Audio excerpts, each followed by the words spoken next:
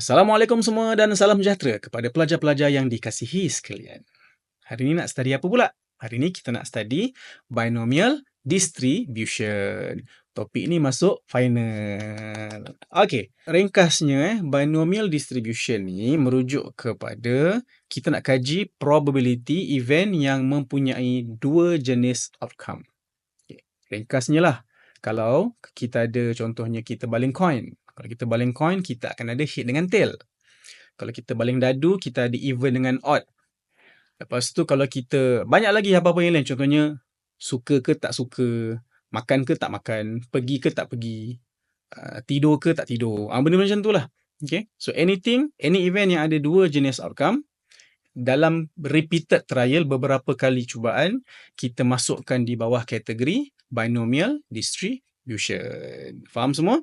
So, bila kita nak menjawab soalan binomial distribution, biasanya lah, okay, amalkan benda ni. Sebelum kita mula menjawab, dia ada soalan dia, lepas tu ada anak A, B, C ke apa semua kan.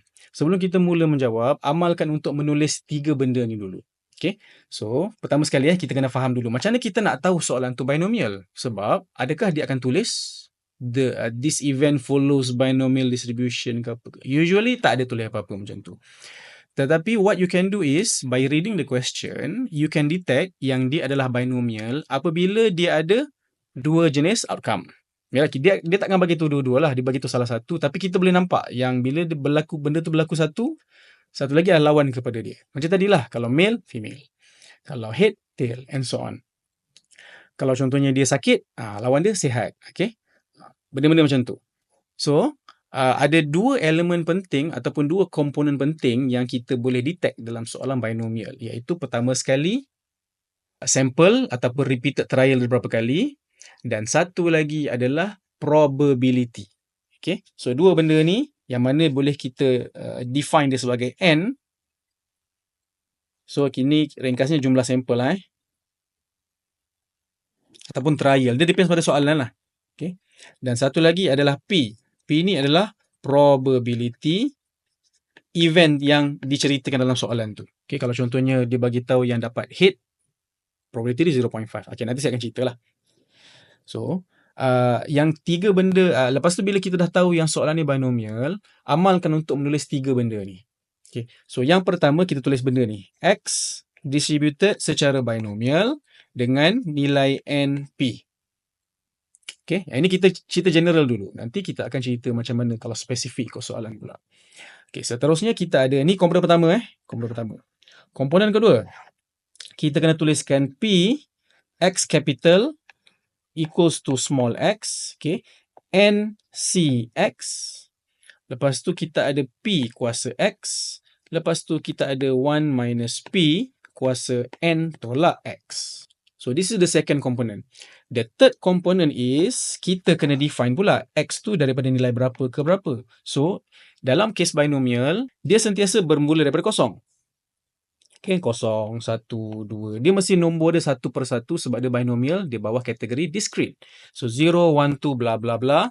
Dan diakhiri dengan N. Okay, maknanya, X ni nilai terendah dia adalah 0 dan nilai tertinggi dia adalah jumlah sampel ataupun berapa kali trial itu dilakukan. Okay. So, these are the three things yang memang sangat wajib untuk diletakkan ataupun dibuat bila menjawab soalan binomial. Bergantung kepada soalan, sometimes ada markah untuk ni. 1 ke 2 ke, tengoklah pembuat soalan tu letak macam mana. Okay. Tapi senang ceritalah, keluar je soalan yang binomial, awak dah detect dia binomial, letakkan benda ni. Okay, selesai masalah. So, let's say lah kita pergi kepada contoh yang paling ringkas. Katakanlah kita toss a coin 20 times. Okay. So, 20 ni merujuk kepada apa? So, tadi saya cerita dalam soalan binomial akan ada dua benda penting kan? N, jumlah trial ataupun jumlah sampel, dan P adalah probability. So, 20 ni belongs to N atau P? N lah, sebab bila kita cerita pasal P, probability, P ni mesti nilai dia between 0 dengan 1. So, tak mungkinlah 20 ni kan? Okay. So, maka 20 ni adalah N. Okay, this is N. So, kita pun sedia maklum, bila kita toss a coin, dia ada dua jenis outcome, head dengan tail. So, dia belongs to binomial. Dan kita tahu yang dia punya probability untuk dapat either head atau tail adalah 0.5. 5. So, selain daripada n equals to 20, kita dapati P adalah 0.5. Okay. So, now that we have these two crucial information, kita pun boleh tulis dia punya distribution. So, kita mula dengan X distributed secara binomial dengan nilai 20, lepas tu 0.5. Okay, this is the first component. Second component yang X equals to X tu. Okay, so kita ada P, X sama dengan X adalah 20CX. X ni memang kita biar dulu sebab kita tak tahu lagi. Dia ikut soalan. Okay, so 20CX. Lepas tu kita ada P. So kita ada 0.5 kuasa X. Kemudian baki 0.5 adalah 1 minus 0.5 is still 0.5. So we have 0.5 kan kat sini adalah 20 tolak X. Okay, so ni second component. The third component is kita kena define X ni berapa nilai dia. So X bermula daripada 1, 2, sampailah N. N dia adalah 20. Jangan tulis N pula. Okay, salah lah. Kena tuliskan nilai N tersebut. So, N adalah 20. So, ketiga-tiga benda ni ditulis dan betul, satu atau dua merangkah dalam tangan. Okay, dan yang paling penting sebab apa tau? Sometimes ada soalan yang memerlukan anda guna formula ni untuk kira. So, make sure the formula is correct before awak proceed kepada menjawab soalan anak-anak A, B, C, D and so on. Okay, ni belum soalan lagi ni. Okay, soalan dia nanti PX less than 3 ke more than 3 ke apa ke, itu kemudian. Kita cerita pasal komponen yang penting terlebih dahulu. Ada satu lagi yang saya lupa nak mention iaitu bila kita dapat soalan binomial ni, soalan juga sometimes boleh tanya pasal dia punya mean ataupun dia punya variance. Kalau ada variance, ada juga standard deviation. Untuk mean, formula dia adalah, okay, sometimes mean ni juga boleh ditulis ataupun ditanya sebagai expected value. Okay, so saya tulis dua-dua lah. So kita ada expected value. Okay, which is also mean, sama mean.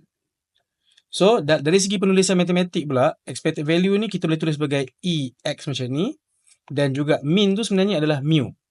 So, kita ada mu, dan formula dia adalah N darab P. Ataupun NP je lah, darab ni nanti confuse nanti dengan X. So, NP. So, macam kes soalan tadi, kita ada N5, P 0.5 kan? Okay, so kita pun kalau kita kira 5 darab 0.5. So, dapat apa? So, dapat 2.5. Manakala variance pula, okay, denoted sebagai sama ada Vx macam ni ataupun okay, ataupun sigma square. Okay, adalah N darab P darab 1 tolak P. So, sometimes 1 tolak P ni juga ditulis sebagai Q. So, Q ni adalah komplement kepada dia lah. So, kita ada 5 darab 0.5 darab another 0.5. 1.25. So, kalau kita perlu cari standard deviation, just punca kuasakan lah. So, kalau kita ada standard deviation is basically punca kuasa bagi variance. So, punca kuasa bagi sigma square adalah punca kuasa bagi 1.25. Biar jawapan macam ni je lah. Okay. So, kita ada 3 lah benda kat sini. So, mean ataupun expected value adalah N darab P. Variance adalah N darab P darab 1 tolak P. Dan dia punya standard deviation adalah just punca kuasa 2 bagi dia. Okay. So, nanti untuk next video, kita akan bincangkan sikit example yang lebih menyeluruh yang biasa keluar dalam soalan exam. So, until next time.